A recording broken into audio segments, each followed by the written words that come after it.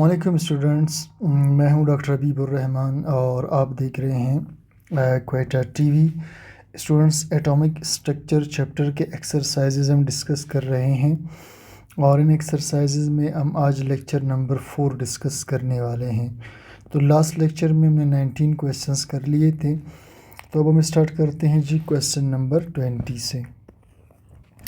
Question 20 है ji, what is the relationship between frequency and wavelength. ठीक है जी, तो याद रखिएगा कि फ्रीक्वेंसी इन्वर्सली प्रोपोर्शनल होता है वेवलेंथ की। ठीक, यानी अगर वेवलेंथ बढ़ जाएगा तो उसकी फिर फ्रीक्वेंसी जो है वो कम हो जाएगी। ठीक है, वेवलेंथ के बढ़ने से फ्रीक्वेंसी क्या हो जाती है जी, कम हो जाती है। ठीक है, अच्छा जी, इस फ्रीक्वेंसी और वेवलेंथ पर स्टूडेंट्स डिटेल लेक्चर आप मेरे चैनल पर ही देख लीजिए। मैं सिर्फ वो सवाल तो यहाँ पर करूँगा जो चैप्टर के अंदर हमने डिस्कस नहीं किए हैं। वेवलेंथ एंड वेव नंबर में क्या रिलेशन है। ठीक है, तो वेवलेंथ और वेव नंबर भी एक दूसरे के इनवर्स हैं, यानी वेवलेंथ बढ़ने से वेव नंबर की तादाद कम हो जाती है। नेक्स्ट क्वेश्चन है जी 20, define the term given below. पहला है फ्रीक्वेंसी, ये कर चुके हैं। Wave number, amplitude, wavelength, atomic number, ये स्टूडेंट सारे टर्म्स गुजर चुके हैं।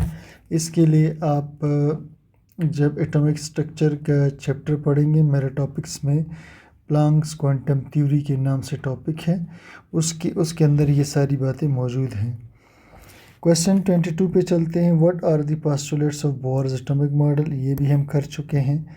Derive an expression for the radius of orbit of hydrogen atom with the help of Bohr's model. अच्छा, ये भी हमारे लेक्चर्स के अंदर मौजूद है, एक्सप्रेशन रेडियस ऑफ ऑर्बिट के लिए। नेक्स्ट है ji, derive an expression for the calculating the energy of an electron, ये भी स्टूडेंट्स लेक्चर्स में मौजूद है। Drive the formula for calculating energy difference, ये भी हमारे लेक्चर्स में स्टूडेंट्स मौजूद है। Answer the following questions. अच्छा, 26 पर आते हैं ji. The distance between different orbits go on increasing when we move from lower to higher orbit. Distance between different orbits goes on increasing, ये कह रहा है कि जैसे जैसे हम फ़र्ज़ करें हमारे पास जो है ये एक एटम है जनाब, ये इसका न्यूक्लियस है और इसके न्यूक्लियस के गिर्द इसके शेल्स मौजूद हैं। ठीक है जी, एटम के न्यूक्लियस के गिर्द इसके शेल्स मौजूद हैं। अच्छा जी,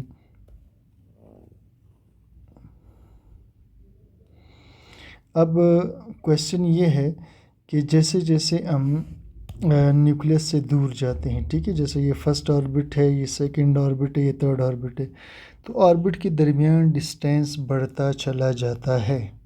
तो स्टूडेंट्स, इसका आंसर जो है पिछले लेक्चर में, ठीक है, मैं दे चुका हूँ। मैं आपको यहाँ पर दिखा देता हूँ कि हमने कहाँ पर डिस्कस किया था इसे। ठीक है, तो रेडियस का एक क्वेश्चन हमने किया था, वहाँ पर हमने इसे डिस्कस किया था।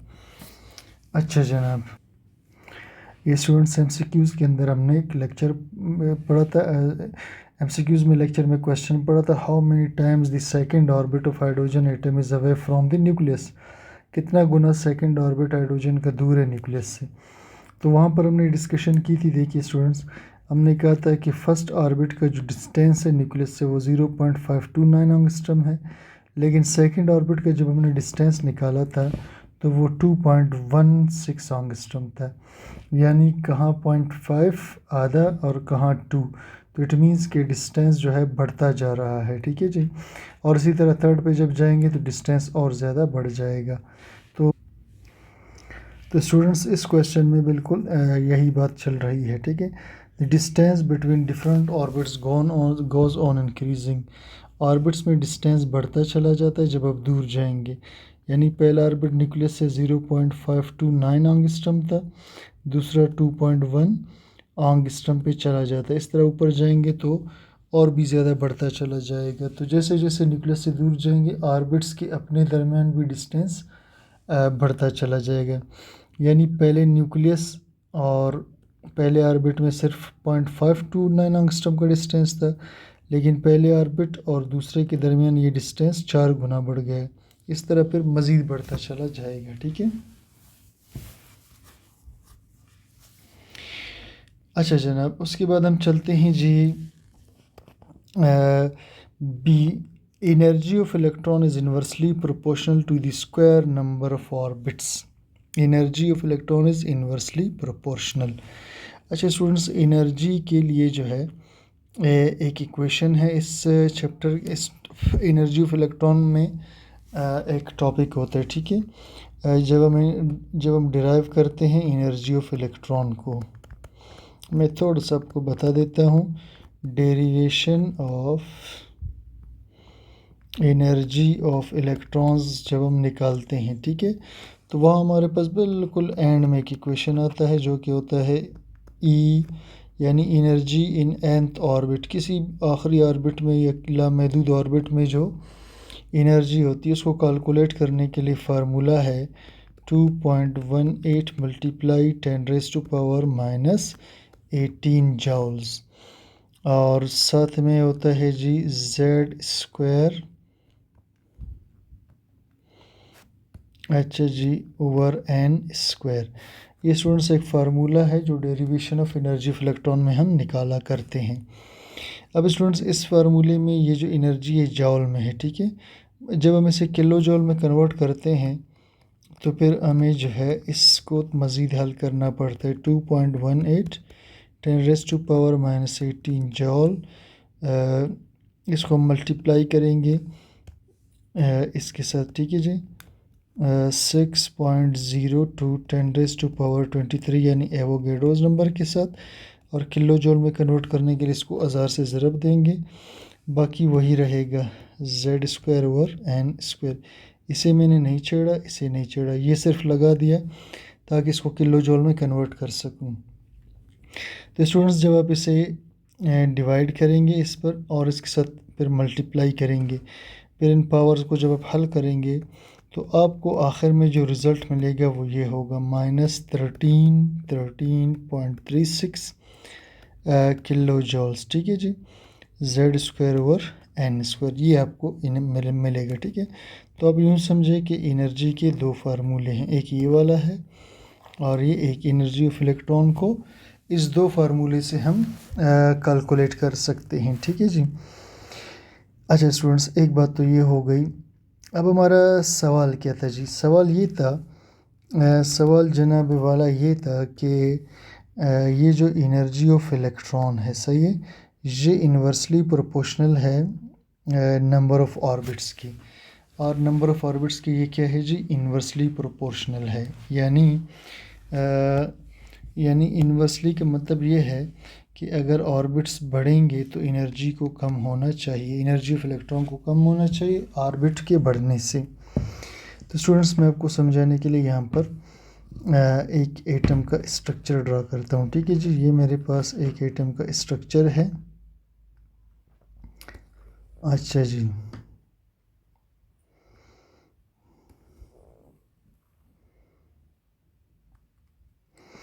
अब देखिए स्टूडेंट्स, ये मेरे पास एक एटम का स्ट्रक्चर है। ठीक है, ये न्यूक्लियस है, उसके बाद इसके मुख्तलिफ शेल्स हैं। अच्छा जी, अब हमने करना क्या है? ठीक है जी, हमने इसके यानी इस फार्मूले के ज़रिए से, ठीक है, जब हम इनकी एनर्जीज़ को निकालते हैं इन ऑर्बिट्स की, तो पहले ऑर्बिट की एनर्जी होती है -13.36 किलो जूल, और दूसरे की एनर्जी होती है -328, और थर्ड की होती है जी -145। इस तरह फोर्थ की होती है -82 और -52। यानी जैसे जैसे हम ऊपर जा रहे हैं, आप ज़रा एक चीज़ नोट कीजिए, ठीक है, शुरू में नेगेटिव एनर्जी ज़्यादा थी, नेगेटिव में एनर्जी ज़्यादा थी, तो मैं कह सकता हूँ ना कि यहाँ इस इक्वेशन के मुताबिक मैं कह सकता हूँ कि शुरू में एनर्जी ज़्यादा थी और ऑर्बिट का साइज़ कम था। मैं कह सकता हूँ ना कि ऑर्बिट का साइज़ कम है, एनर्जी माइनस में ज़्यादा है। अच्छा, लेकिन जैसे जैसे जो है ऑर्बिट का साइज़ बढ़ रहा है, एनर्जी माइनस में कम होता जा रहा है, इसको हम इन्वर्सली प्रोपोर्शनल कहते हैं। ठीक है जी। अच्छा, तो ये था ये वाला क्वेश्चन।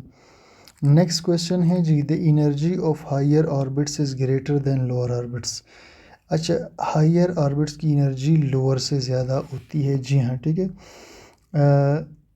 असल में देखिए जी, हम ये बात जो हो रही है पोटेंशियल एनर्जी की बात हो रही है। इस ऑर्बिट की पोटेंशियल एनर्जी कम है क्योंकि न्यूक्लियस के ज़्यादा करीब है। तो जैसे जैसे आप न्यूक्लियस से दूर जाएंगे तो पोटेंशियल एनर्जी में इजाफा होता जाएगा। ठीक है जी। जैसे जैसे दूर जाएंगे पोटेंशियल एनर्जी इंक्रीज़ होती जाएगी। अच्छा जी, नेक्स्ट पे चलते हैं ji. The energy of electron at an infinite distance from the nucleus is zero. Energy electron की बहुत ज़्यादा दूरी पर न्यूक्लियस से ज़ीरो होती है। जी बिल्कुल। देखिए जी, अभी थोड़ी देर पहले मैंने आपसे बात की थी कि जैसे जैसे ऑर्बिट का साइज़ बढ़ेगा एनर्जी क्या होती जा रही है, कम होती जा रही है। 52 पे आ गया, इट मीन्स कि आगे जाके ये और कम हो जाएगा, फिर और कम हो जाएगा, फिर ये ज़ीरो हो जाएगा क्योंकि कम होता जा रहा है। ठीक है जी। चलो जी, नेक्स्ट है the radius of cation is smaller than it's parent atomic radius. अच्छा, कैटायन का रेडियस छोटा होता है अपने पेरेंट से। मिसाल के तौर पर हम बात करते हैं जी सोडियम की। ठीक है, सोडियम का जो साइज़ है वो होता है जी 186 पिकोमीटर।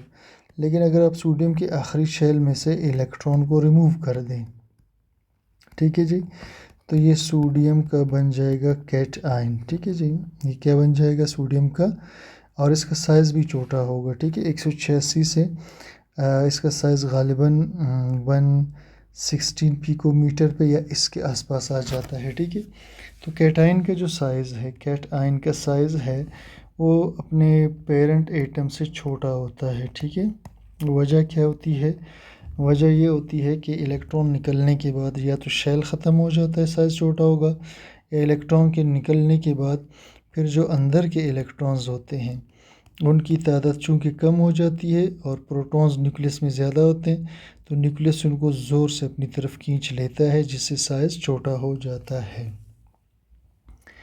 अच्छा जी, नेक्स्ट है ji, velocity of electron in higher orbits are less than those in the lower orbits of hydrogen atom. Velocity electron की हायर ऑर्बिट्स में कम होती है। बिल्कुल स्टूडेंट्स, जैसे जैसे आप जो है न्यूक्लियस से दूर चले जाते हैं इलेक्ट्रॉन की एनर्जी कम होती जाती है। ये अभी हमने डिस्कस भी किया था। तो और उसकी जो वेलोसिटी है वो भी ऊपर के ऑर्बिट्स में कम होना शुरू हो जाती है। ठीक है, यानी इस ऑर्बिट में जो इलेक्ट्रॉन है इसको न्यूक्लियस से बचने के लिए बहुत स्पीड से घूमना पड़ेगा ताकि न्यूक्लियस का सेंट्रीपिटल फोर्स इसको खींच ना ले। अब चूँकि जो इलेक्ट्रॉन न्यूक्लियस से दूर है तो उस पर सेंट्रीपिटल फोर्स इतना ज़्यादा नहीं है, इसलिए वो ज़्यादा रफ्तार से नहीं घूमता, थोड़े रफ्तार से भी घूमता रहे तो वो न्यूक्लियस के अट्रैक्शन से बचा रहेगा। ठीक है, नेक्स्ट है ji, why the size of helium ion He+ is smaller than hydrogen atom as both have same number of electrons in the first shell। अब जनाब क्वेश्चन ये है कि हीलियम पहले सुन लीजिए, इसमें 2 प्रोटॉन हैं और 2 न्यूट्रॉन। ठीक है जी, और 2 इसके अंदर इलेक्ट्रॉन्स होते हैं। ये हीलियम का एटम है। इसके मुकाबले में जनाब वाला ये हमारे पास हाइड्रोजन है। हाइड्रोजन के अंदर जो है एक प्रोटॉन होता है और एक इलेक्ट्रॉन होता है। अब क्वेश्चन ये है कि हीलियम का अगर एक इलेक्ट्रॉन निकल जाए, एक इलेक्ट्रॉन इसमें से रिमूव हो जाए तो फिर हीलियम की कंडीशन ये होगी, प्रोटॉन वही दो, न्यूट्रॉन वही दो। ठीक है जी, लेकिन अब वो कह रहा है कि जी इलेक्ट्रॉन निकलने के बाद इसका साइज़ ने तो छोटा होना है क्योंकि अभी अभी हमने पढ़ा कि कैट आयन का साइज़ जो है वो पेरेंट एटम से छोटा होता है। ठीक है, लेकिन वो कहता है कि जो इसका साइज़ है वो हाइड्रोजन के साइज़ से भी कम हो गया। यानी अगर मैं हाइड्रोजन को इसके साथ रखूं तो हाइड्रोजन मुझे बड़ा लग नज़र आएगा बनिस्बत हीलियम के, हालांकि इसमें भी एक इलेक्ट्रॉन, इसमें भी एक इलेक्ट्रॉन है, तो इसका साइज़ छोटा क्यों है। तो उसकी वजह ये है स्टूडेंट्स कि इसमें 2 प्रोटॉन एक इलेक्ट्रॉन को खींच रहे हैं, यानी इस इलेक्ट्रॉन पर डबल फोर्स लगा कर खींच रहे हैं। यहाँ सिर्फ एक प्रोटॉन एक इलेक्ट्रॉन को खींच रहे। तो यहाँ चूँकि प्रोटॉन्स की पावर ज़्यादा है तो उन इलेक्ट्रॉन को करीब खींचते हैं जिससे साइज़ छोटा हो जाता है। ठीक है जी। अच्छा, क्वेश्चन नंबर 27 है ji, what do you know about Zeeman effect and Stark effect. Students ये लेक्चर्स में मौजूद है एटॉमिक स्ट्रक्चर के, वहाँ देख लीजिएगा। 28 है व्हाट इज़ स्पेक्ट्रम, ये भी लेक्चर्स में मौजूद है स्टूडेंट्स। व्हाट आर एक्सरेज, ये भी मौजूद हैं। Explain the role of Moseley's law in determining the atomic number of different elements, ये भी लेक्चर्स में मौजूद है। तो स्टूडेंट्स यहाँ तक आज हम इस लेक्चर को रोक लेते हैं। नेक्स्ट लेक्चर में इंशाल्लाह हम इसके मज़ीद क्वेश्चंस करेंगे। तो उम्मीद करता हूँ कि आपको एक्सप्लेनेशन समझ में आ गया होगा। मिलते हैं इंशाल्लाह नेक्स्ट लेक्चर में। चैनल को सब्सक्राइब कीजिए, दोस्तों के साथ वीडियो को शेयर भी कीजिए ज़रूर।